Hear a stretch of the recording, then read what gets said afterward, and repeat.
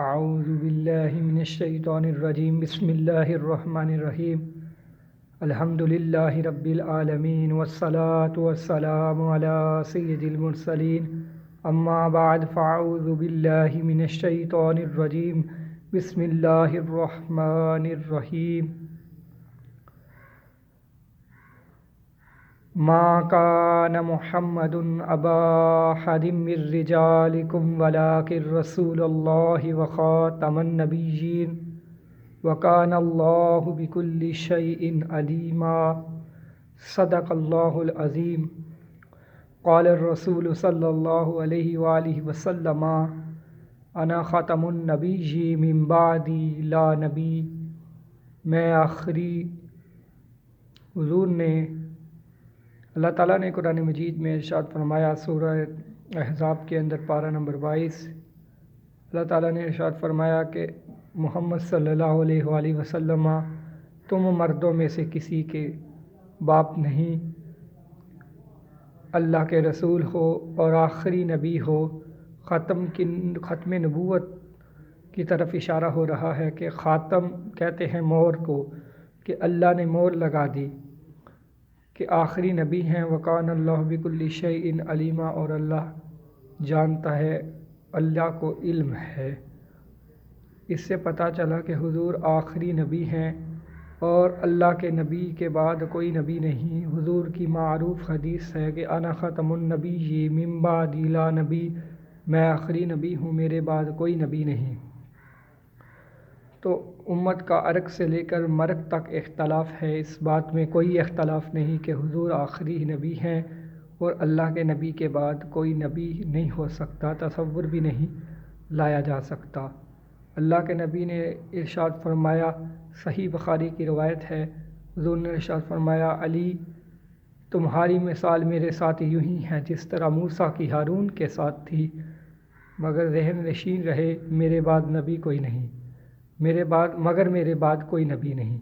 حضور کا یہ ارشاد بتاتا ہے کہ اللہ کے نبی کے بعد کوئی نبی نہیں. حضور نے ارشاد فرمایا علی تمہارا جسم میرا جسم، تمہارا خون میرا خون، تمہارا بغض میرا بغض، تمہاری محبت میری محبت.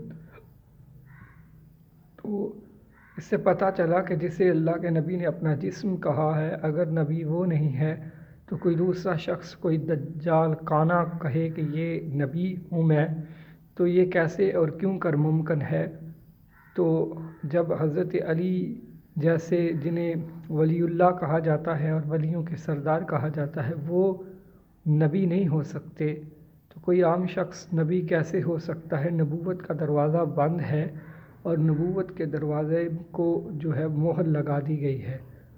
اللہ کے نبی نے ارشاد فرمایا، صحیح بخاری میں روایت ہے کہ حضور نے ارشاد فرمایا کہ میری مثال ایسی ہے جیسے کسی شخص نے خوبصورت ترین عمارت بنائی اور ایک اینٹ کو خالی چھوڑ دیا اور ذہن نشین رہے کہ وہ اینٹ میں ہوں، وہ اینٹ میں ہوں. حضور نے یہ کہتے ہوئے اپنی جانب اشارہ کرتے ہوئے فرمایا کہ میری مثال ایسی ہے نبیوں میں، کہ یعنی ایک اینٹ تھی جو وہ تعمیر کر دی گئی، یعنی نبوت میں مجھے نبوت دے کر نبوت کا دروازہ بند کر دیا گیا. اللہ کے نبی کے بعد کوئی نبی نہیں ہے، اور اس بات کا تصور بھی لانا گناہ ہے کہ اللہ کے نبی کے بعد کوئی نبی ہو سکتا ہے. نہیں، ایسی کوئی بات نہیں ہے. حضور کے بعد کوئی نبی ہو بھی نہیں سکتا اور ہم سوچ بھی نہیں سکتے. اور جس نے نبوت کا دعویٰ کیا، اس کے نبی ہونے کے متعلق اس کے کفر میں اگر شک کیا تو مفتیان اعظام فرماتے ہیں کہ اس کے کفر میں شک کرنے والا بھی کافر ہے. اتنا حساس مسئلہ ہے ختم النبوت کا مسئلہ بہت ہی زیادہ حساس ہے. لہٰذا ہمیں اس بات پر بہت زیادہ غور و تدبر کرنی چاہیے. ہمیں اپنے ارد و انواع یہ بات پھیلانی چاہیے کہ ہمارے نبی آخری نبی ہیں، کیونکہ مرزیت کا جو ہے وہ بہت ہی زیادہ روب بڑھتا جا رہا ہے. لوگ بہت زیادہ مرزئی ہو جا رہے ہیں. اس کی ایک وجہ اور بھی ہے کہ ہم اپنے ارد و انواع پر نظر نہیں رکھ رہے. اس جملے کو 50 سے کم و بیش 50 احادیث مبارکہ کا سہارا ہے. یہ جو جملہ میں کہنے لگا ہوں کہ اسلام وہ دین ہے جو غربت سے شروع ہوتا ہے اور غربت ہی پر ختم ہو جاتا ہے۔ بہت سارے لوگ ہیں اپنی غربت کی وجہ سے، اپنی غربت سے تنگ آ کر کے مخفیانہ انداز سے پیسے لے کر کے جو ہیں وہ بھی مرضی ہوتے جا رہے ہیں۔ تو لہٰذا اپنے آس پاس اپنے ارد و انواع میں، اپنے رشتہ داروں میں نظر رکھیں کہ کون سا شخص ہے جسے ضرورت ہے، اس کی ضرورت آپ پوری کریں۔ یہ جائے کہ کوئی ایسے دین والا پوری کرے اور اس کے اوپر پھر وہ اس کا ایمان خرید لے، تو اس میں آپ بھی ذمہ دار ٹھہریں گے، اللہ تعالیٰ نے قرآن مجید میں ارشاد فرمایا کہ یا ایھا الذین آمنوا ان تنصروا اللہ ینصرکم ویثبت اقدامکم۔ اے ایمان والو، مدد اگر تم چاہتے ہو کہ اللہ تمہاری مدد کرے تو پہلے تم اس کی مدد کرو، پھر وہ تمہاری ایسی مدد کرے گا کہ تم کسی میدان میں جو ہے وہ تمہارے قدم پھس نہیں پائیں گے، تم ثابت قدم رہو گے، تمہارے قدم پھسل نہیں پاؤ گے، تم ثابت قدم رہو گے۔ یہاں سے مدد سے مراد دین کی مدد ہے۔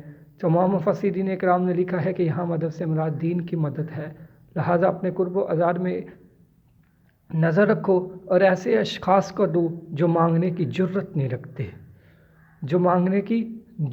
رکھتے، اور غربت اور یتیمی ان کے اوپر اس قدر حاول ہے کہ وہ اپنے لفظوں میں بیان نہیں کر سکتے کہ کس طرح کے ان کے انداز ہیں۔ الفاظ کے پردوں میں ہوں جن سے مخاطب، کیوں کر میں ان کا نام لوں۔ تو یعنی اس سے مراد یہ نہیں ہے کہ میں نام لے کر کے بتاؤں۔ اکثر لوگوں کو ایسے ہوتے ہیں جو اپنا نام نہیں بتانا چاہتے کہ ہم غریب ہیں، ہمارے پاس پیسے نہیں ہیں، ہم کپڑے نہیں لے سکتے۔ ان کا نام ہی اتنا ہو جاتا ہے کہ ان کے پاس پیسہ بہت ہے، روپیہ بہت زیادہ ہے، اور ہو سکتا ہے کہ ان کے رشتہ دار بھی اسے اہمیت نہ دیتے ہوں کہ یہ کیا کماتا ہے، یہ کیا ہے، اس کے پاس کیا پیسہ ہے۔ تو لہٰذا ایسا گمان کرنے والوں کو سوچو بھی نہ کہ آپ جو ہے وہ اس کے پاس تو یہ ہے، اس کے پاس بیک گراؤنڈ ہے، اس کے پاس یہ ہے۔ تو ایسے لوگوں کو دو کہ جو مانگنے کی جرت نہیں رکھتا، جو تقویت نہیں رکھتا، جس کے پاس یہ ابیلٹی نہیں ہے، کوالٹی نہیں ہے کہ وہ آپ سے کہے کہ میں بھی غریب ہوں، مجھے دو۔ تو سفید پوش اشخاص کو دو۔ ہمارا دھیان صرف ایک شخص کی جانب آ جاتا ہے اور سارے کا سارا جو ہے ہم اسی کو دے دیتے ہیں۔ ایسا نہیں ہونا چاہیے۔ ایسا کرنے سے قرآن مجید نے منع فرمایا ہے۔ قرآن مجید میں اللہ نے ارشاد فرمایا، خلاصہ ہے آیت کا کہ ایسے اشخاص کو ڈھونڈو جو مانگنے کی جرت نہیں رکھتے، جن کے پاس تقویت نہیں ہے مانگنے کی، جن کے پاس جو ہے وہ یہ انداز نہیں ہے کہ وہ مانگیں، وہ جرت پیدا کریں۔ کہ لہٰذا ایسے اشخاص کو دے دو آپ، اور دے کر کے بھول جاؤ، اللہ مقروض ہو جائے گا۔ یعنی بات ہوئی تھی ختم النبوت سے، تو مسئلہ یہ ہے کہ لوگ جو ہیں وہ اپنی غربت سے تنگ آ کر کے جو ہے وہ مرضیوں سے پیسے لے کر کے مخفیانہ انداز سے اپنی غربت سے تنگ آ کر اپنا ایمان بیچ رہے ہیں۔ تو لہٰذا ہمیں قرب و ازار پر نظر رکھنی چاہیے، خاص کر رشتہ داروں پر نظر رکھنی چاہیے، کیونکہ رشتہ داروں کا زیادہ پتہ ہوتا ہے کہ کس کے حالات کیا ہیں۔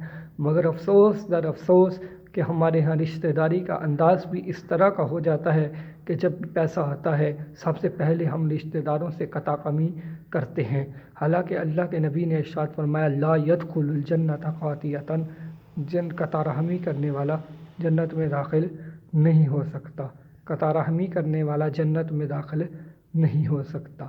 یعنی بات یہاں سے شروع ہوئی ہے کہ ختم النبوت کا مسئلہ بڑا حساس ہے، اس پر جو ہے وہ بہت ہی زیادہ محنت کی ضرورت ہے، اور اس پر اگر یہ کیڑا جو اٹھ رہا ہے یہ اگر اٹھ گیا تو ہم سب کے گھروں تک یہ پہنچ جائے گا، کیونکہ ہمارے ہاں نہ ہی اتنا علم ہے کہ ہم اس کو بچا سکیں، ہمارے پاس کوئی نالج نہیں۔ ان کے بندے بہت پڑھے لکھے ہیں، بہت ہی زیادہ اچھا قرآن مجید بھی پڑھ لیتے ہیں، بہت زیادہ حدیث مبارکہ بھی انہیں آتی ہیں۔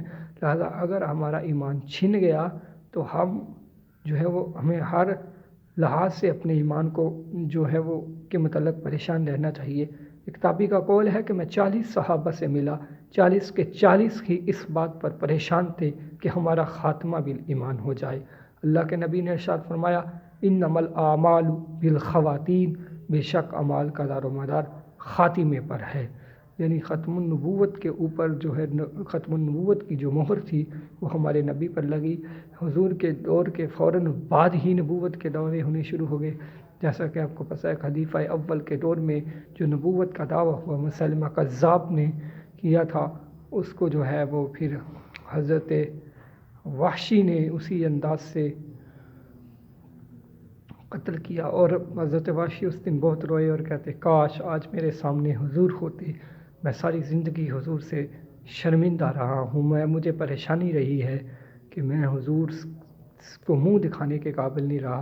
حضور نے ارشاد فرمایا تھا کہ فتح مکہ کے موقع کے بعد جب وہ مسلمان ہوا، کہا کہ ہماری تم سے کوئی ذاتی عداوت نہیں تھی، اللہ کا حکم آیا ہے کہ جو بھی آتا ہے اسلام میں آنے دو، جو بھی اسلام میں آتا ہے آنے دو، ڈر کے خوف سے آتا ہے جیسے بھی آتا ہے آنے دو، آ جاؤ صحیح، ایک بار پھر جو ہوگا دیکھ آنے دیں، آپ کھلی اجازت دیں۔